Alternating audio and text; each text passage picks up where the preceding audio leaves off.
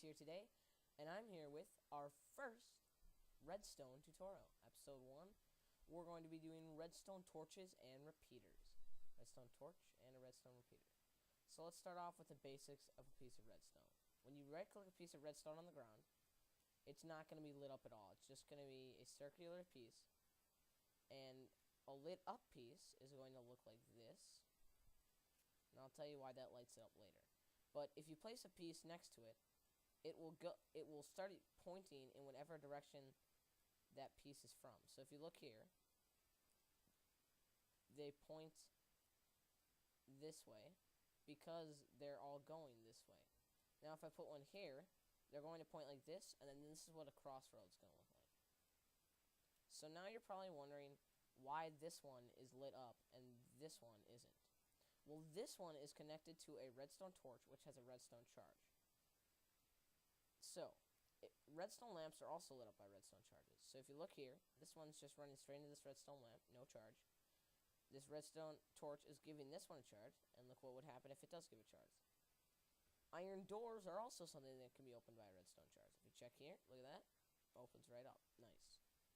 But redstone can't go on forever. Redstone can only go for a max of 15 blocks.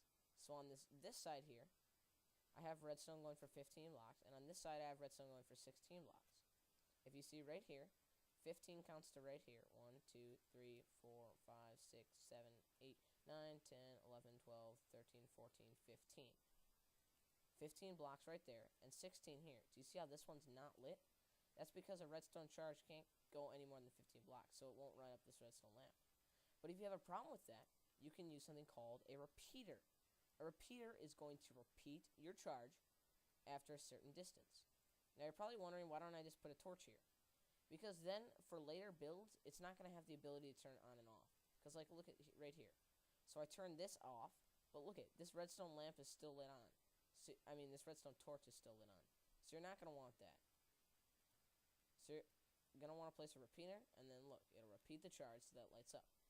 But make sure that you place the repeaters in the right way. If you look here, they're both repeaters, and they're both pointing towards lamps. But this one, if you look at this little arrow that I'm kind of outlining with my mouse, it's pointing towards the way you want the charge to go. The charge is coming in to the flat side and going out the small side. This side, it's the exact opposite. It's coming in the small side, so it's not going to repeat the charge. So make sure. Also, redstone repeaters can have a delay. Now let me show you with this.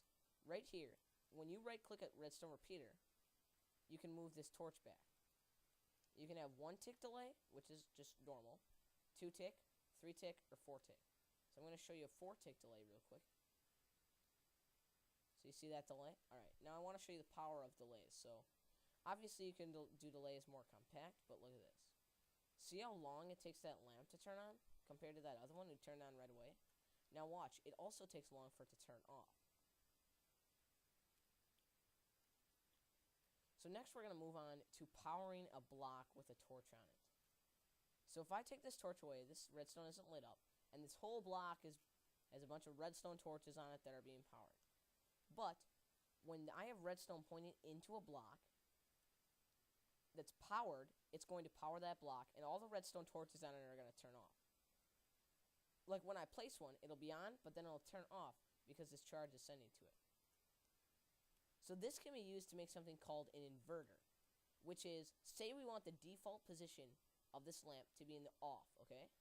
So we always want it to be off, but when I place a redstone charge, we want it, the default position would be on, because look there's no redstone charge going into it. That's because there's a torch here. So this is going to be powering it until there's a charge sent into this block, which is going to turn this off. So that's what an inverter is. It's useful for a lot of other builds, and we're going to get more into that a few videos later.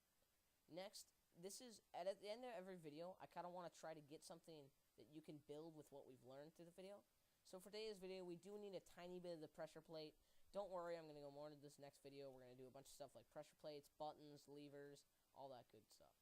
So just for now, when you step on a pressure plate, a redstone charge is carried out. And pressure plates can power the redstone underneath it. So if I go here, it's powering, and also redstone can come up blocks like this. We're going to go into that more next video too, but today is just kind of getting down the basics. So now I want to introduce you to something. Do you remember how we learned? Here, I can actually cover this up. I just wanted to keep it open for you guys. Do you guys remember how we learned at the start of the video how iron doors can be opened with a charge? Well, this is the never opening iron door. So you step on the pressure plate, oh, closes in your face. Get off, okay. Nope, step on the pressure plate, close right in your face. Now the reason I don't have the pressure plate right there is because when you step on a pressure plate right next to an iron door, it sends a charge right to the iron door. So you have to have it one away. But that's kind of just the concept of it, and I'm going to show you how it works right here. So you have the redstone underneath the pressure plate like we talked about, coming up, powering a block, and you have an inverter on this side so that it's open, and then that's going to power the iron door. So I already kind of made a simpler version so you can see it even more, have the inverter way out here, but now we're going to make it for you. So if we look at this, we're going to try to want it to look like this, alright? So we are going to come over here, and we're going to place our pressure plate down. Then we're going to dig underneath it, place a redstone, come out 2 blocks, go to the right, go up 1 more, out 1. Any kind of building block. I'm just using stone. Here, let me even prove it to you. We'll grab some wool, light blue wool, set up your inverter, power running into the block. Oops, don't need that. So coming right off your inverter. And by the way, you need to destroy this, place the iron door, and then you're going to need to light it back up, okay? It's kind of a little flaw. I don't know why that happens, but... So then we're just going to make our doorway. Now see how I couldn't place a block there? That's because redstone counts as a block. So if I tried to place one underneath me, and then jump and place a block, that's not going to work. So then we're making our doorway. You don't have to fancy this all up. It's just... And you can definitely cover this up, so you can place stuff right there. And if you wanted to, you could definitely make it so that it doesn't come over here. But let's just make sure that this works first. Look at that. There we go. Never closing door. Here, I'm going to just make it a lot nicer for you guys. So do this. So look it right here. Redstone coming up into a block or inverter. Redstone going to the door. So this way, you can easily go like this. And now you have your very awesome, never opening door. Alright, thanks for watching, guys, and I will be back soon with episode 2.